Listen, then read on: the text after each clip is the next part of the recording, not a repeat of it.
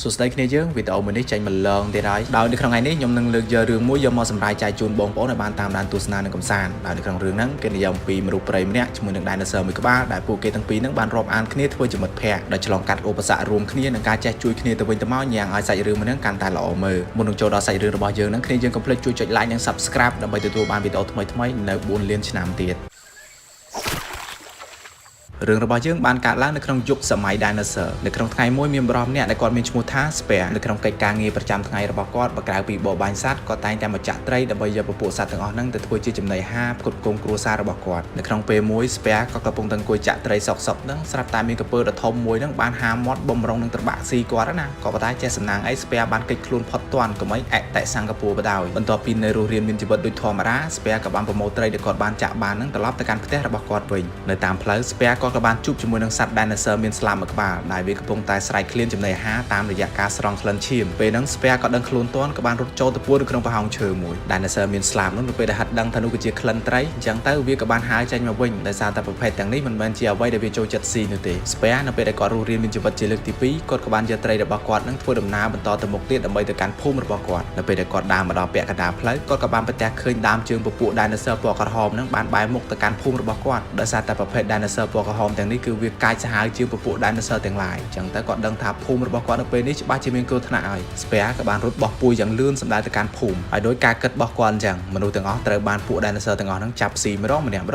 ់បូករួមទាំងក្រុមគ្រួសារប្រពន្ធកូនរបស់ Spare នឹងដែរឃើញទស្សនវិជ្ជាសែនឈឺចាប់បែបហ្នឹង Spare ក៏បានដកជំនងចាក់ត្រីរបស់គាត់ហ្នឹងគប់សម្ដៅទៅកាន់ Dinosaur មួយក្បាលធ្វើឲ្យវានឹងស្រែកឈឺដោយដើរជន់មីនអញ្ចឹងហើយ Dinosaur ប្រមាណក្បាលទៀតនៅពេលដែលឮសំឡេងគ្នាវាស្រែកអញ្ចឹងទៅវាក៏បានចេញមកជួយ Spare ក៏បានតស៊ូចូលទៅវាយប្រហារជាមួយនឹងក្រុមពពួក Dinosaur ក្រហមទាំងអស់នោះដើម្បីសងសឹកទៅកាន់អ្នកភូមិក៏ដូចជាក្រុមគ្រួសាររបស់គេដែលបានស្លាប់ទៅនៅពេលដែលត្រៀមបញ្ជូតហ្នឹង Spare ក៏ដឹងខ្លួនយ៉ាងច្បាស់ថាខ្លួនរបស់គាត់ហ្នឹងគ្មានគីឡូអីជាមួយនឹងពួក Dinosaur ក្រហមទាំង3ក្បាលហ្នឹងទេប៉ុន្តែជាសំណាងល្អសម្លេងស្រែករបស់មេ Dinosaur ពណ៌ក្រហមទាំង3ក្បាលហ្នឹងក៏បានកោះហៅកូនរបស់វាហ្នឹងឲ្យត្រឡប់ទៅកាន់ផ្ទះវិញ Spare ក៏ដឹងក្នុងចិត្តថាកូន Dinosaur 3ក្បាលហ្នឹងធំប៉ុណ្ណឹងហើយចោះតម្រាំតែមេវាធំប៉ុណ្ណាទៅគ្រាន់តែមើលតែសមោក៏ដឹងថាគាត់មិនមានគីឡូអីជាមួយនឹងពួកអស់ហ្នឹងដែរបន្ទាប់មក Spare បានត្រឹមតែអង្គុយសម្រាប់ទឹកភ្នែកនឹករលឹកទៅកាន់ប្រពន្ធកូនរបស់គាត់តាមរយៈរូបគំនូរដែលគាត់បានគូរឆ្លាក់នៅលើថ្មតាំងពីពេលហ្នឹងមក Spare បានចងគំនុំទៅលើពពួកសត្វ Dinosaur ពណ៌ក្រហមទាំងអស់ហ្នឹងគាត់ស្បត់នឹងខ្លួនឯងថាបើសិនជាគាត់ជួបពួកហ្នឹងនៅកន្លែងណាគាត់នឹងយកចំនួនបុកត្រីរបស់គាត់ហ្នឹងទៅចាក់គូតពួកវាហើយឆ្កៀលព្រូនតែនញ៉ារបស់ពួកវាហ្នឹងធ្លាយចេញមកខាងក្រៅដើម្បីសងសឹកទៅកាន់ក្រុមគ្រួសាររបស់គាត់នៅព្រឹកថ្ងៃបន្ទាប់គណៈពេលដែល Spare គាត់កំពុងតែអង្គុយច្រាស់ច្រាំត្រីពេលនោះគាត់ក៏បានឃើញសមោ Dinosaur មួយក្បាលហ្នឹងដើរកាត់មុខគាត់ដោយនឹកខឹងនឹងចងគំនុំសងសឹក Spare ក៏បានរត់លបដេញតាមពីក្រោយ Dinosaur មួយក្បាលនោះដោយ Spare ហ្នឹងគាត់យល់ច្រឡំថា Dinosaur មួយដែលគាត់បានតាមដានហ្នឹងគឺជា Dinosaur ដែលមានស្នែងពួក Dinosaur ពណ៌ក្រហមមានស្នែងនោះតែតាមការពិតទៅមិនមែនទេ Dinosaur មួយនេះក៏គាត់ជាតួអង្គដ៏សំខាន់មួយដែរគាត់មានឈ្មោះថា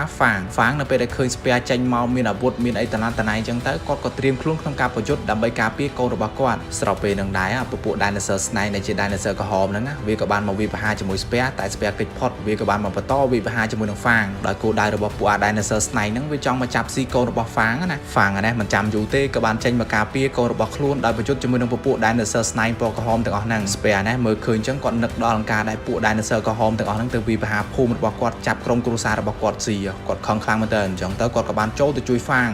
ណាក៏បានខំអា Dinosaur ក្រហមមួយក្បាលហ្នឹងឲ្យវាដេកងាប់នៅក្នុងទឹកមួយទៅប៉ុន្តែកលៃទៅកាន់ Spare នោះវិញកំពុងតែប្រយុទ្ធគ្នាជាមួយនឹង Dinosaur ក្រហមមួយក្បាលទៀតយ៉ាងស្មុគស្មាញតែម្ដងជាចុងក្រោយ Spare ក៏បានដកចង្កូម Dinosaur ក្រហមហ្នឹងហើយចាក់វារហូតដល់វាហ្នឹងងាប់នៅនឹងកន្លែងហ្នឹងមួយទៀតទៅកូនរបស់ Fang ណានៅពេលដែលឃើញ Spare បានជួយពួកគេអញ្ចឹងទៅគេក៏បានរត់ទៅអោប Spare ដើម្បីអរគុណណាក្នុងគណៈពេលនោះមេ Dinosaur ពណ៌ក្រហមដែលមានស្នែងហ្នឹងក៏បានចេញមកចោលម៉ាយ៉ានេះធំជាអាមុនទៀត Spare ឃើញអញ្ចឹងក៏បានរុញកូនរបស់ Fang ហ្នឹងចេញឲ្យឆ្ងាយហាមេ Dinosaur ពណ៌ក្រហមហ្នឹងក៏បានចូលទៅវាយជាមួយនឹង Fang នោះគ្មានគីឡូជាមួយនឹងមេ Dinosaur មួយហ្នឹងទេរហូតដល់ Fang ហ្នឹងត្រូវបានអា Dinosaur ធំហ្នឹងវត្តមកកតុយធ្វើឲ្យគេនឹងសង្ងល់ប៊ីសនឹងសន្លប់អា Dinosaur ក្រហមហ្នឹងឆ្លៀកកាសនៅពេលដែល Fang កំពុងទទួលផ្អកអញ្ចឹងទៅវាក៏បានចាប់កូន Fang ពីរក្បាលហ្នឹងស៊ីជាចំណីបាត់ទៅ Fang នេះដេកមើលកូនរបស់ខ្លួនត្រូវបានគេចាប់ស៊ីជាចំណីនៅមុខខ្លួនអញ្ចឹងទៅខ្លួននេះឈឺចាប់ចោលតម្រាយក៏បានខំប្រឹងចូលទៅវាយប្រហារជាមួយនឹងអាមេ Dinosaur ពណ៌ក្រហមហ្នឹងទៀតប៉ុន្តែហក់ចូលទៅនឹងបានត្រឹមតែទៅអេះលំោះឲ្យគេទេអា Dinosaur ធំហ្នឹងក៏បានជន់ក Fang ហ្នឹងឲ្យកប់នៅនឹងដី Spare នេះនៅពេលដែលឃើញអញ្ចឹងក៏បានរត់ហែកកប់ចូលទៅជួយ Fang ក៏ប៉ុន្តែចូលទៅក៏វាយគ្មានឈ្នះអា Dinosaur ហ្នឹងដែរដោយសារតែ Dinosaur ពណ៌ក្រហមហ្នឹងវាមានមាឌធំប៉ុន្តែទោះជាយ៉ាងណាពួកគេទាំងពីរក្បាលហ្នឹងអត់មានបោះបង់ការសងសឹកហ្នឹងដែរក៏ព្យាយាមទៅដាប់ទៅដួសវាយជាមួយអា Dinosaur ធំហ្នឹងដោយសារតែមើលទៅពួកគេចូលវាយម្ដងម្នាក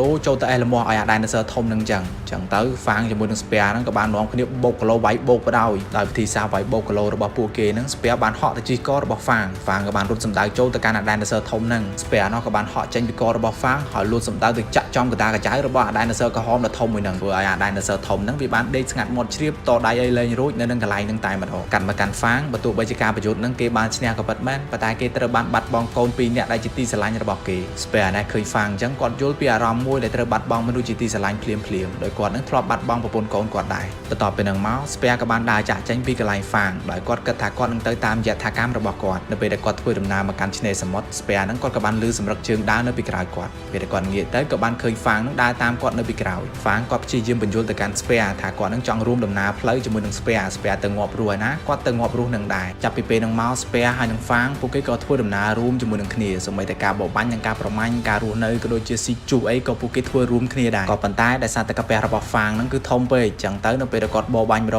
ងគាត់សៀតឆ្អែតទេនេះហើយដែលជាហេតុធ្វើឲ្យហ្វាងហ្នឹងតែងតែទៅលួចនិងដណ្ដើមសត្វដែលស្ពែបបាញ់បានហ្នឹងយកមកស៊ីសកម្មភាពបែបហ្នឹងហើយហ្វាងគាត់ធ្វើជារឿយរាល់ពេលដែលចេញបបាញ់ជាមួយនឹងស្ពែដែលធ្វើឲ្យស្ពែហ្នឹងមានការទើសចិត្តខ្លាំងមែនតើមានពេលខ្លះទៅស្ពែណែគ្នាសឹងដាច់បាយម្ដងហើយដោយសារតែហ្វាងហ្នឹងគាត់ស៊ីមិនគិតស៊ីមិនឈប់ស៊ីមិនឈរតែម្ដងនៅក្នុងថ្ងៃមួយដោយសោម្ដងចឹងពួកគេទាំងពីរនាក់ហ្នឹងក៏នាំគ្នាធ្វើដំណើរឡើងទៅលើភ្នំដ៏ខ្ពស់ដើម្បីទៅបបាញ់សត្វហ្វាងនៅពេលដែលកលែកឃើញក្តាន់មួយក្បាលកំពុងតែរត់វាក៏បានដេញតាមពេលនោះដែរស្ពែក៏បានទៅរៀបរៀងហ្វាងថាកុំឲ្យទៅប្រមាញ់សត្វនឹងអីដោយធ្វើកាយវិការចង្អេចចង្ងាងដាក់ហ្វាងណាស្ពែពីដំបូងហ្នឹងគាត់គិតថាហ្វាងប្រហែលជាយល់ពីអត្ថន័យអ្វីដែលខ្លួនចង់បានហើយក៏ប៉ុន្តែមានណាហ្វាងនៅតែបន្តទៅដេញខំក្តាន់ហ្នឹងឲ្យទាល់តែបានរឿងរ៉ាវបែបហ្នឹងហើយធ្វើឲ្យពួកគេទាំងពីរនាក់ហ្នឹងចាប់ផ្ដើមឆ្លោះគ្នាមានវិវាទហើយធ្វើការវាយកាប់ចាក់គ្នាដើម្បីដណ្ដើមយកចំណីសមត្ថភាពរបស់ពួកគេពីរនាក់ហ្នឹងគឺស្មើគ្នាត្រឹមត្មងនៅពេលដែលវាយគ្នាចោះឡើងហ្នឹងរបួសទាំងសងខាងត្មងវាយចោះវាយឡើងវាអត់មានចំណេញអីទេមានតែខាតហើយនឹងខាតដោយបញ្ចេញសមត្ថភាពអស់ពីខ្លួនអស់ពីកម្លាំងកាយចឹងតែពួកគេក៏ហត់ហើយក៏នាំគ្នាសម្រាកសិនប៉ុន្តែគណៈពេលនោះពួកគេក៏បានដឹងថាក្បែរខ្លួនរបស់ពួកគេដូចមានអ្វីមួយចម្លែកនៅពេលដែលពួកគេទាំងពីរហ្នឹងក៏លេចមើលទៅបរិបទជុំវិញខ្លួនរបស់ពួកគេឃើញមានកូនពស់ជាច្រើនកំពុងតែស្ថិតនៅអមសងខាងពួកគេស្ពែជាមួយនឹងហ្វាងក៏បោះជំហានថយក្រោយហើយដាក់មេប្រូចនៅពេលដែលពួកគេក៏លេចមកខាងក្រោយវិញពួកគេក៏បានឃើញទឹកហូរដូចបាក់ទំនប់អញ្ចឹងកំពុងតែហូរសម្ដៅមកកាន់ពួកគេដោយនៅក្នុងរលកទឹកទាំងនោះវាក៏បានគួចយកវងពស់ជាច្រើនហ្នឹងមកតាមដែរស្ពែជាមួយនឹងហ្វាងពួកគេទាំងពីរនាក់ហ្នឹងគេចមិនផុតពីទឹករលកដ៏ធំមួយហ្នឹងទេហើយម្យ៉ាងវិញទៀតក៏មានវងពស់ជាច្រើនហ្នឹងត្រៀមនឹងវាយប្រហារពួកគេដែរក្នុងនោះក៏មានស្ដេចពស់យក្សមួយបំរុងនឹងវាយប្រហារទៅកាន់ស្ពែណ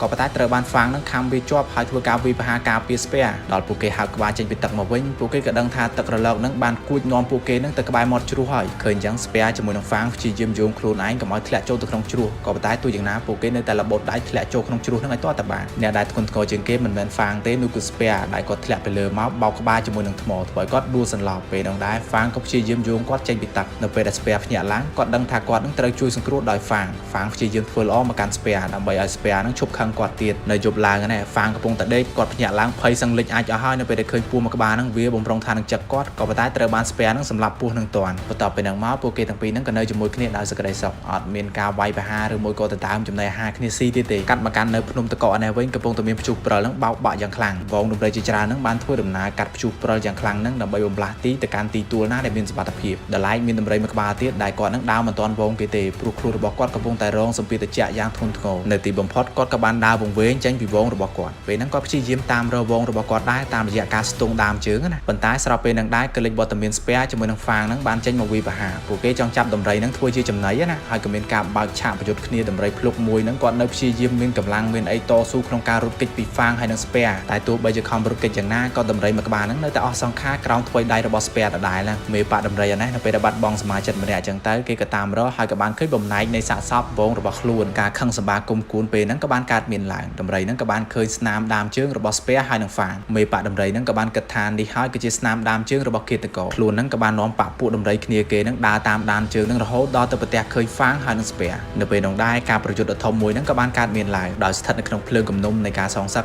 មេប៉ាដំរីហ្នឹងក៏ព្យាយាមជន់ស្ពែហ្នឹងឲ្យស្លាប់នៅនឹងកន្លែងហ្នឹងតែម្ដងក៏ប៉ុន្តែស្ពែគេចផុតហ្វាងហើយនឹងស្ពែក៏ព្យាយាមបើកការវិប្រយុទ្ធវាយបកទៅកាន់ក្រុមដំរីហ្នឹងវិញពួកគេទាំងសងខាងពីរប៉ហ្នឹងគឺត្រូវរបួសរៀងៗខ្លួនហ្នឹងតែម្ដងស្ពែណាគាត់ក៏បានយកភ្លុកដំរីដែលគាត់បានសម្លាប់មុនហ្នឹងយកមកទុកធ្វើជាអាវុធដើម្បីវាយបកទៅកាន់ក្រុមដំរីមេប៉ាដំរីណានៅពេលដែលឃើញភ្លុកគ្នារបស់ខ្លួននៅក្នុងដៃរបស់ស្ពែគេក៏បានប្រាប់គ្នាគេដទៃទៀតហ្នឹងឲ្យឈប់វាយប្រហារចំណែកឯស្ពែណាក៏បានហុចភ្លុកហ្នឹងទៅឲ្យមេប៉ាដំរីហ្នឹងវិញហើយមេប៉ាហ្នឹងក៏បាននាំប៉ពួកគ្នាគេហ្នឹងត្រឡប់ទៅកន្លែងរបស់គេវិញតែបន្ទាប់ពីហ្នឹងមកមេប៉ាដំរីហ្នឹងក៏បានយកភ្លុកគ្នាគេដែលបានបាត់បង់ជីវិតហ្នឹងយកមកដង្កល់ទុកនៅកន្លែងទីបញ្ចុះសពដែលកន្លែងហ្នឹងពោពេញទៅដោយក្រុមឆ្អឹងនៃសត្វដ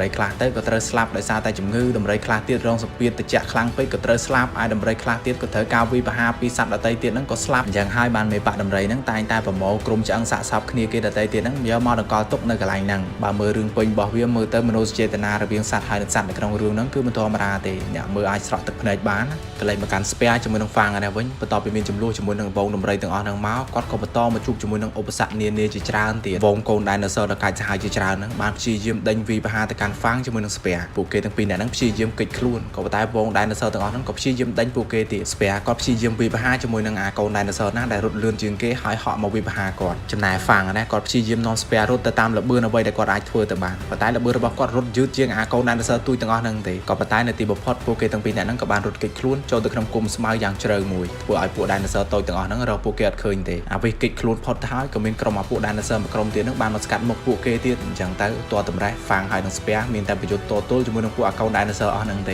េក៏ប៉ុន្តែគណៈពេលហ្នឹងពួកដែលនៅសល់កំណាចទាំងអស់ហ្នឹងហាក់បីដូចជាខ្លាចអ្វីមួយនៅពេលដែលប្រច័ណ្ឌចេញពន្លឺពណ៌ក្រហមព្រោះឲ្យពួកវាហ្នឹងរត់បោចូលទៅក្នុងព្រៃវិញអស់ទៅនេះហើយគឺជាឱកាសមួយសម្រាប់ស្ពែហើយនឹងហ្វាំងដែលគាត់អាចនៅរស់រានមានជីវិតពីការវិបហារបស់ពួកអាកូនដែលនៅសល់ដល់កំណាចទាំងអស់ហ្នឹងប៉ុន្តែនៅពេលដែលពួកគេបន្តដំណើរទៅផ្លូវខាងមុខទៀតពួកគេប្រទះឃើញថាទស្សនវិជ្ជាជុំវិញខ្លួនរបស់ពួកគេហ្នឹងហាក់បីដូចជាស្ងប់ស្ងាត់ចម្លែកខុសពីធម្មតាអញ្ចឹងណាស្ពែនេះក៏បានកន្លែងឃើញស្វាមួយក្បាលហ្នឹងកំពុងតែស្រែកយំយ៉ាងខ្លាំងដោយសារតែគេហ្នឹងកំពុងតែមានរបួសជើងពេលហ្នឹងដែរក្រុមគ្នាស្វាគេដទៃទៀតហ្នឹងក៏បានមកជួយអាស្វាមួយក្បាលនោះបំរុងថាអស់ជ្រូកព្រៃដែលគ្នាគេបានប្រមាញ់បានហ្នឹងយកទៅហើយក៏ប៉ុន្តែត្រូវបានកជាវយៈមួយក្បាលហ្នឹងបានពំមកស្វាហ្នឹងយកទៅបាត់ទៅស្ពែនេះឃើញអញ្ចឹងក៏បានចូលទៅជួយស្វាដែលកំពុងតែមានរបួសជើងពេលហ្នឹងដែរបជាវយៈមួយក្បាលហ្នឹងក៏បានធ្វើការវិបហាជាមួយនឹងស្ពែហ្វាំងនេះឃើញអញ្ចឹងក៏ចូលទៅជួយស្ពែដែរដោយវាហ្នឹងបានចូលទៅខំអាបជាវយៈមួយក្បាលហ្នឹងឲ្យដាច់កងងាប់នៅហ្នឹងទៅលំពេចនោះវងបជាវជាច្រើនហ្នឹងក៏បានចូលមកខំវិបហាជាមួយនឹងពួកគេស្ពែនេះហក់ទៅរកចាក់ក្បាលអាបជាវមួយក្បាលទៀតហ្នឹងឲ្យងាប់ហើយក៏មានអាបជាវមួយទៀតហ្នឹងក៏បានចូលមកជួយគ្នាវាដែរត្រូវបានស្ពែហ្នឹងចាក់មកជំនុំងាប់មួយទៀតទៅដោយកលេចឃើញហ្វាំងនោះកំពុងតែត្រូវវងបជាវទាំងអស់ហ្នឹងភងឆាបឡើងទៅលើមេឃពេលនោះដែរស្ពែក៏បានចូលទៅជួយមិត្តភក្តិខ្លួនក៏ប៉ុន្តែដោយសារតែវងបជាវទាំងអស់ហ្នឹងវាមានគ្នាច្រើនពេកអញ្ចឹងទៅមានបជាវមួយក្បាលហ្នឹងបានឆាបយកស្ពែហ្នឹងហោះឡើងទៅកន្លែងសម្បុករបស់វាហ្វាំងនេះឃើញអញ្ចឹងក៏បានព្យាយាមរត់ដេញតាមទៅជួយស្ពែប៉ុន្តែគេឡើងទៅលើសម្បុកបជាវទាំងអស់ហ្នឹងអត់រួចទេដោយសារតែវាស្ថិតនៅលើកំពូលថ្មខ្ពស់ខ្លាំងពេកតោះតម្រេះហ្វាំងនេះក៏បាននឹកឃើញវិធីសាស្ត្រមួយដោយគេបានធ្វើជាសន្លប់ដើម្បីឲ្យវងបជាវទាំងអស់ហ្នឹងពំខ្លួនឡើងទៅលើសម្បុករបស់ពួកវាអាបជាវពីរក្បាលនេះល្ងងអដូរចិត្តទៀតពេលដែលឃើញហ្វាំងសន្លប់អញ្ចឹងទៅវាក៏បានទៅពំហ្វាំងមកនិយាយពីហ្វាំងរកវិញឆ្លាតដោយអ្នកកំពុងតែមើលវីដេអូមួយហ្នឹងអញ្ចឹងអាយខ្ជូលឡើងពេញខ្លួនទៅមកនៅពេលដែលគេឡើងមកដល់ខាងលើក៏បានប្រទះឃើញវងសត្វគ្រប់ប្រភេទជាច្រើនហ្នឹងត្រូវបានវងបជាវទាំងអស់ហ្នឹងឆាបយកមកទុកក្នុងសម្បុកហ្នឹងមិនដឹងជាយកមកធ្វើស្អីទេយកមកអត់ស៊ីចេះហើយបន្ទាប់មកគេក៏បានទៅរកឃើញស្ពែហ្នឹងនៅជាប់នៅក្នុងសម្បុកពីងពីងមួយគណៈពេលដែលកំពុងតែជួយស្ពែហ្នឹងហ្វាំងក៏ត្រូវបានអាពីងពីងយ៉ាត់ធំមួយហ្នឹងចាប់ហ្វាំងហ្នឹងយកទៅបាត់ទៅប៉ុន្តែក៏ត្រូវបានជួយសង្គ្រោះពីស្ពែដោយគេបានយកអាភ្លុកសត្វល្មាសដែលងាប់ហ្នឹងទៅចាក់លើអាបិសាចពីងពីងដ៏ធំមួយហ្នឹងធ្វើឲ្យវាហ្នឹងងាប់នៅនឹងកន្លែងហ្នឹងតែម្ដងនៅពេលដែលក្រុមបជាវយ៉ាទាំងអស់ហ្នឹងមកឃើញមេរបស់វាត្រូវបានគេសម្លាប់ដេកងាប់យ៉ាងអនាថបត័យអញ្ចឹងទៅពួកវាក៏បាននាំគ្នាហាដេញតាមសម្លាប់ស្ពែហើយនឹងហ្វាំងដែលពួកគេហ្នឹងកំពុងតែរត់សម្ដៅចូលទៅកាន់គុម្ពព្រៃប៉ុន្តែចេះសំណាងល្អអីនៅក្នុងគុម្ពព្រៃហ្នឹងវាមានពួកអាកូនដែលនៅសល់កំណាចតូចៗហ្នឹងវាពួនលាក់ខ្លួននៅក្នុងហ្នឹងអញ្ចឹងទៅពួកវាក៏បានចេញមកវិបហាជាមួយនឹងក្រុមពួកអាបជាវយៈទាំងអស់ហ្នឹងធ្វើឲ្យហ្វាំងហើយនឹងស្ពែណាគាត់មានឱកាសក៏បានរំដោះខ្លួនរត់ចេញផុតបាត់ទ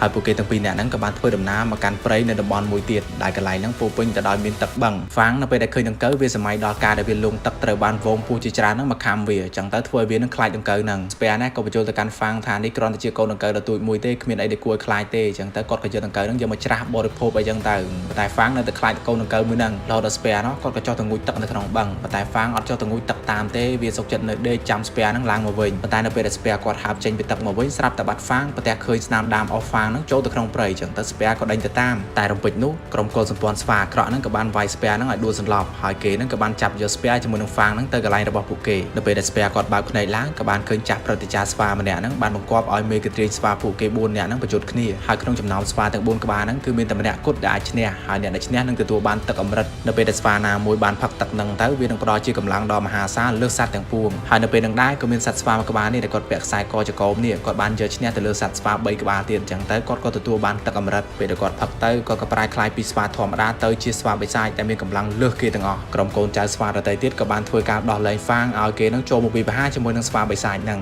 ប៉ុន្តែបើទោះបីជាហ្វាំងខំប្រឹងវិបហាខំទៅកាន់ស្វាបិសាចហ្នឹងយ៉ាងណាក៏ដោយវាបានត្រឹមតែអេលម៉ោឲ្យគេទេនៅទីបំផុតបិសាចស្វាហ្នឹងក៏បានវាយហ្វាំងហ្នឹងឲ្យដួលដេកស្ងាត់មាត់ជ្រាបនៅនឹងកន្លែងហ្នឹងតែម្ដងបន្ទាប់ពីនឹងមកស្ពែណាឃើញមិត្តភក្តិខ្លួនត្រូវគេវាយអញ្ចឹងទៅគាត់ក៏បានព្យាយាមរំដោះខ្លួនចេញពីចំណងពេលទៅរួចផុតហើយស្ពែហ្នឹងក៏បានឡើងទៅខាងលើដើម្បីដណ្ដើមយកទឹកអម្រឹតហ្នឹងយកមកផឹកគាត់ក៏បានប្រែខ្លួនពីមនុស្សទៅជាបិសាចដែលមានកម្លាំងមហិមាវាយពួកអាកូនស្វាទាំងអស់ហ្នឹងចាប់កញ្ញិចពួកហ្នឹងទាល់តែងាប់អស់ទៅមកបន្ទាប់ពីនឹងមកគាត់ក៏ចុះទៅវិបហាជាមួយនឹងអាបិសាចស្វាដែលបានវាយហ្វាំងពេលហ្នឹងអាបិសាចស្វាហ្នឹងគ្មានកន្លោអីជាមួយនឹងស្ពែទេនៅទីបំផុតគាត់ក៏បានបោះសម្អាត ត់ពួកអាកោសម្ព័ន្ធស្វាអាក្រក់ហ្នឹងឲ្យផុតពូជអស់ទៅប៉ុន្តែអ្វីដែលគួរសោកស្ដាយបំផុតគឺគាត់មើលទៅហ្វាងហ្នឹងគឺដេកស្ងាត់មាត់ជាបអត់មានភ្ញាក់អីទេទោះបីជាស្ពែហ្នឹងខំប្រឹងដាស់ហ្វាងឲ្យងើបយ៉ាងណាក៏ដោយក៏ហ្វាងហ្នឹងមិនបើកភ្នែកទៀតដែរអញ្ចឹងទៅរឿងរបស់យើងក៏មកដល់ទីបញ្ចប់តែត្រឹមហ្នឹងទៅហើយក៏អរគុណទៅកាន់គ្នាយើងដែលចំណាយពេលដ៏មានតម្លៃតាមដានទស្សនាវីដេអូមួយនេះតាំងពីដើមរហូតដល់ចប់ជាចុងក្រោយសម្រាប់គ្នាយើងណាដែលមើលវីដេអូហើយមិនទាន់បានចុច Subscribe ទេចុច Sub ឲ្យហើយទៅចាត់យប់ហ្នឹងដេកយល់សប្តិអាក្រក់អរគុណបាយបាយ